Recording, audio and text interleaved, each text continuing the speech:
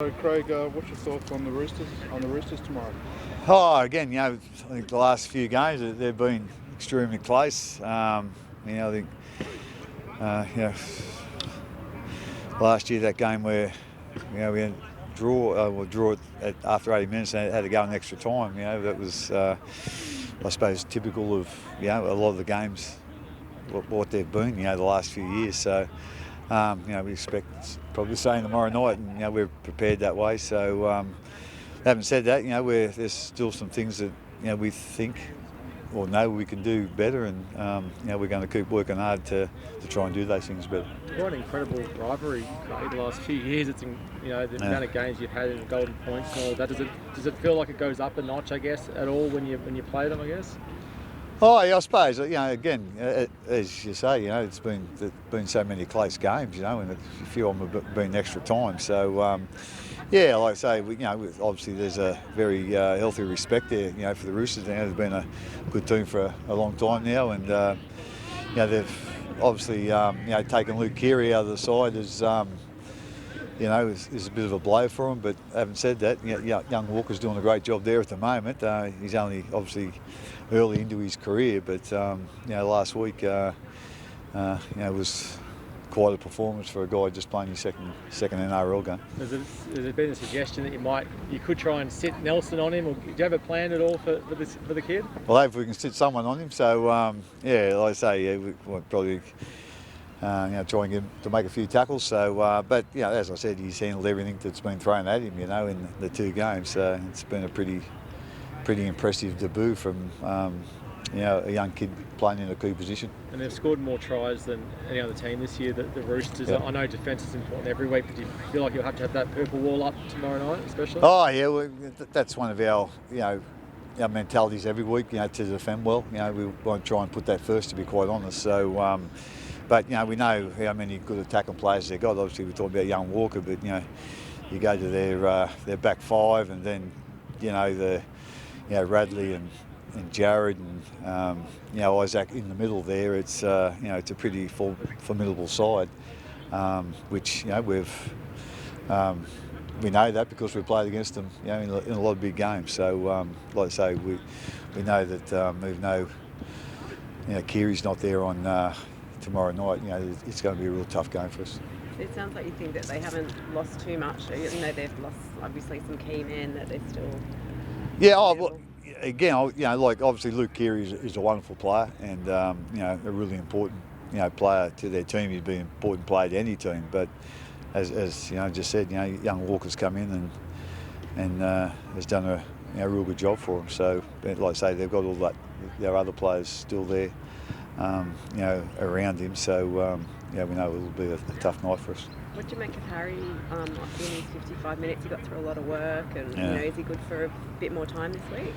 Yeah, we'll just see how we want to use the two dummy halves, but we see that it's probably a strength to have both of them there. So like Harry's usually an 80-minute player, so just want to manage his times. We don't want to rush him back in. He's missed 6 weeks of training and come on last week when we had a good lead. So we'll try and get a few more minutes into him. But having said that, we'll we need to see what's happening in the game situation, and then work it out from there.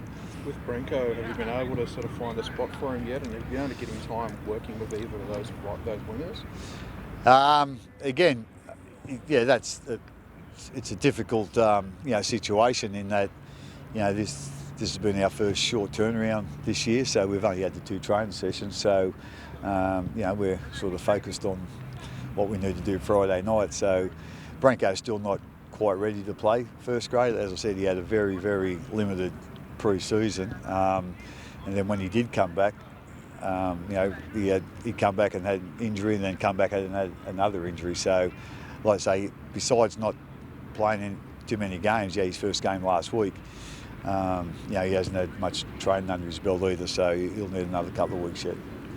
With young Walker, have you been able to get enough sort of scouting footage, enough sort of info on him, considering he's only had those few games?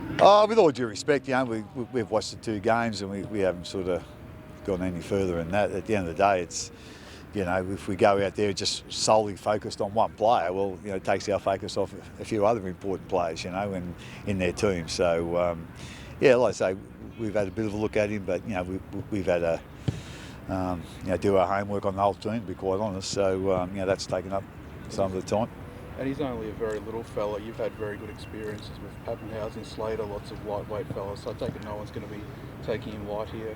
Oh, no, it doesn't matter, you know, what size they are. It's how much heart they've got and how much skill and know-how they've got, you know, and he seems to have plenty of all that. Lots been made, obviously, of Paps and Teddy. I guess like Paps seems to be a player that's just going to take the match in his stride. You don't expect him to try to do anything different. I guess just play his regular game. No, he's got a role to play in our team, and he knows what that is, and that's what we expect of him. You know, again, we don't expect him to do some of the things that Tedesco does, but we do expect him to do some of the things that, you know, Tedesco does that he does well. You know, so again, at the end of the day, we just want him, you know, playing his role, but playing his role the best he can. And with Dale, is he any closer, or is he still feel off?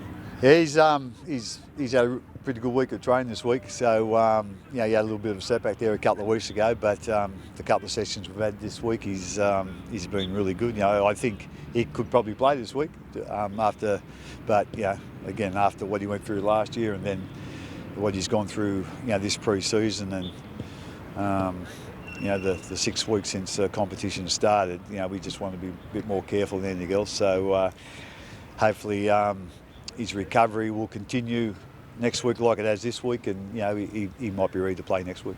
Like, how in the frame do you think Paps is for that #1 Origin jump on? Do you think tomorrow night's match may play a consideration into that? Yeah, again, I think, you know, James has done enough, you know, for the New South Wales team, and you know, to hang on to that jumper. You know, at the end of the day, I think perhaps his best chance is, you know, be on the bench. You know, I think he'd do a really good job there. But you know, Tedesco has been a wonderful player for a long period of time. And he still is, without a doubt. You know, he's probably, I know he looks like he's as much involved in the game than he's ever had this year. So yeah, like I say, I think I don't think anyone's going to take you know, drop him out of the New South Wales side. No. Thanks, Craig. Thanks, guys.